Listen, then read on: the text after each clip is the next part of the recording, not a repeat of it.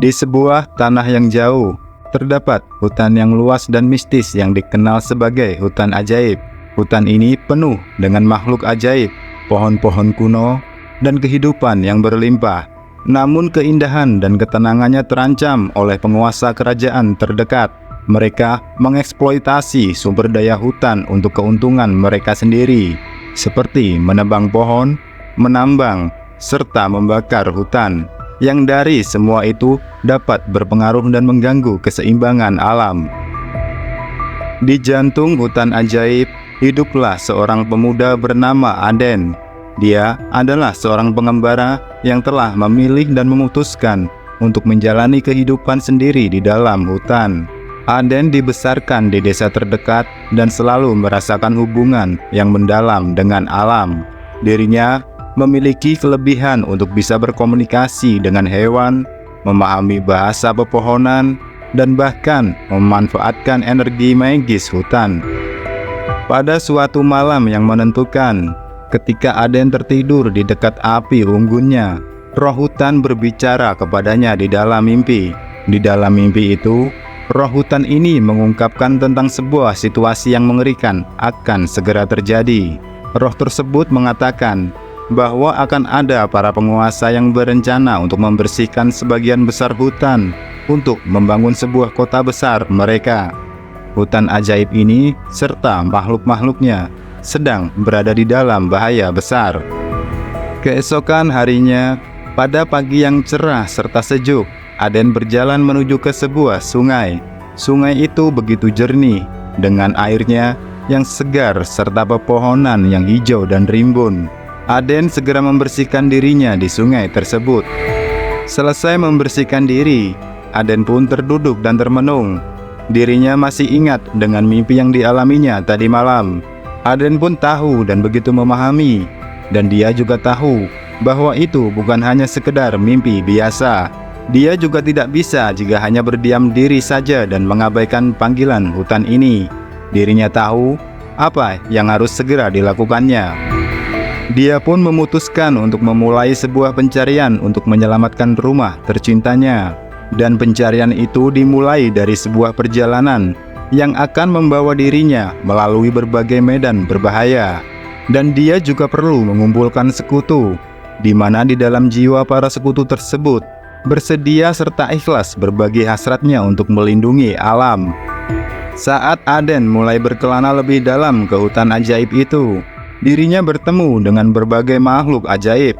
Lalu Aden pun terlibat dalam sebuah diskusi serius dengan para makhluk yang ditemuinya itu.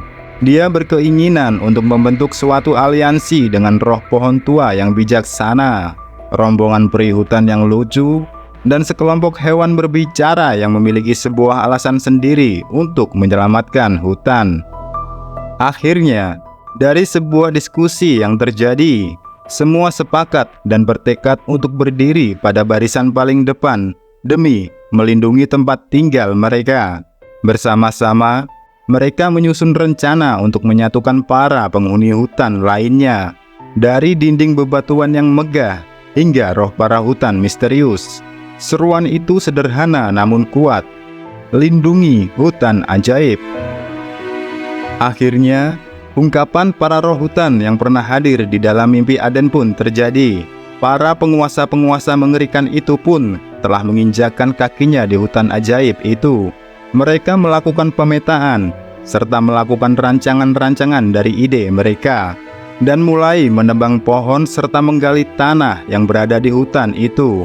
Aden dan para sekutu barunya segera mengorganisir perlawanan terhadap para penguasa kerajaan terdekat.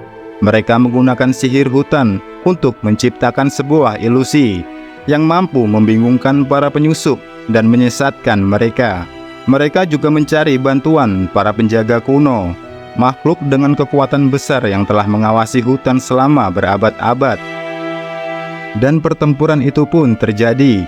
Dengan kekuatan alamnya sendiri, mereka bangkit untuk mempertahankan tanah sucinya.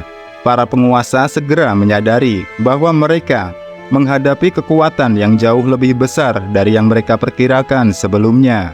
Hingga pada akhirnya, Mereka memutuskan untuk meninggalkan rencana destruktif mereka dan mencari harmoni dengan hutan ajaib itu. Mereka menyadari bahwa melakukan sebuah perubahan dengan mengorbankan apa yang telah menjadi maskot suci selama ini hanya akan membuka pintu bencana secara tidak langsung. Dengan hutan yang diselamatkan, Aden dan sekutunya menyaksikan para penguasa kejam kerajaan itu menebus kesalahan atas tindakan mereka. Mereka berjanji untuk melindungi hutan ajaib itu dan memastikan pelestariannya untuk generasi yang akan datang. Aden pun sekarang dipuji dan mendapat gelar sebagai sang penjaga hutan ajaib. Dia memutuskan untuk terus tinggal di hutan, untuk melindungi dan memelihara hutan yang dicintainya. Waktu pun terus berjalan, dan hutan ajaib itu pun semakin berkembang. Keajaiban dan keindahannya telah dipulihkan, dan menjadi tempat perlindungan bagi semua orang yang mencari perlindungan di dalam pelukannya. Kisah keberanian dan tekad Aden menjadi inspirasi bagi mereka yang percaya bahwa dari kekuatan satu orang ternyata mampu untuk membuat perbedaan dan merubahnya menjadi sebuah tekad dan keberanian tak terkalahkan. Maka, hutan ajaib pun terus hidup, sebuah bukti kekuatan mereka yang berjuang untuk melindungi keindahan dan keajaiban alam.